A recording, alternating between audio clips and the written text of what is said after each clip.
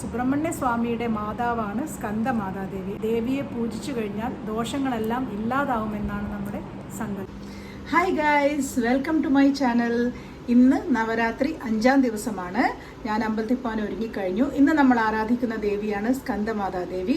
ഇന്നത്തെ വിശേഷപ്പെട്ട നിറമാണ് വെള്ള. അപ്പോൾ ബാക്കി കാര്യങ്ങൾ അമ്പലത്തിൽ പോയി വന്നതിന് ശേഷം പറയാം.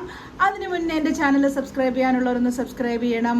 വീഡിയോസൊക്കെ കണ്ട് ലൈക്ക് ചെയ്ത് സപ്പോർട്ട് ചെയ്യണം. ഇത് എടപ്പള്ളിയിലെ അമൃത വിശ്വവിദ്യാപീഠം ക്യാമ്പസാണ്. കണ്ടില്ലേ, എന്ത് വളരെ വിശാലമായ പച്ചപ്പുള്ള ഒരു സ്ഥലമാണിത്.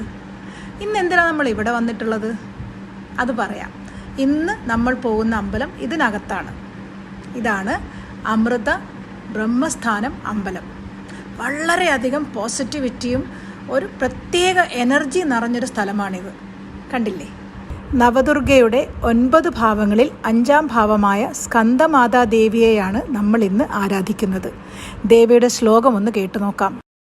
സിംഹാസനഗതാ നിത്യം പദ്മാശ്രിതകരദ്വയാ ശുഭദാസ്തു സദാ ദേവി സ്കന്ദമാതാ യശസ്വിനി.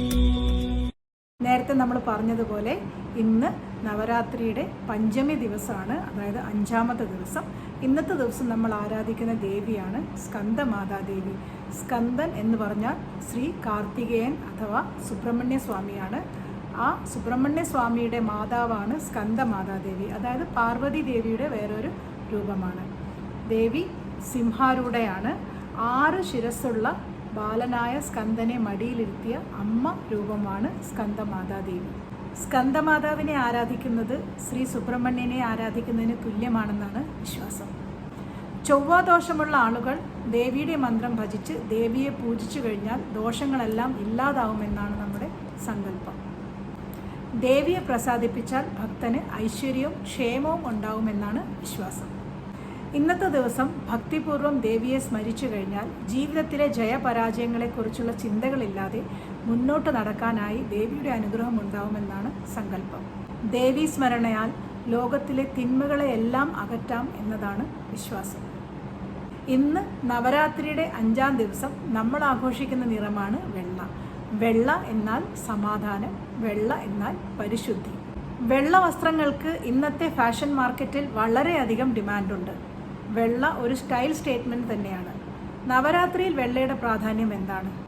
ഇന്നത്തെ ദിവസം വെള്ള വസ്ത്രമണിഞ്ഞ് ദേവീ ഊർജത്തെ ആരാധിക്കുമ്പോൾ ഭക്തരുടെ ഹൃദയങ്ങളിൽ ശാന്തി, സമാധാനം, പ്രാർത്ഥന എന്നിവ നിറഞ്ഞ് എല്ലാ ദോഷങ്ങളെയും അകറ്റുമെന്നാണ് സങ്കല്പം. ഇന്നത്തെ എൻ്റെ വീഡിയോ നിങ്ങൾക്ക് ഇഷ്ടപ്പെട്ടു എന്ന് ഞാൻ വിശ്വസിക്കുന്നു. അങ്ങനെയെങ്കിൽ നിങ്ങൾ എന്താണ് ചെയ്യേണ്ടത്?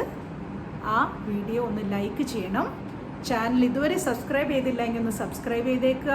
ബെല്ലൈക്കൺ ഒന്ന് പ്രസ് ചെയ്തേക്കുക.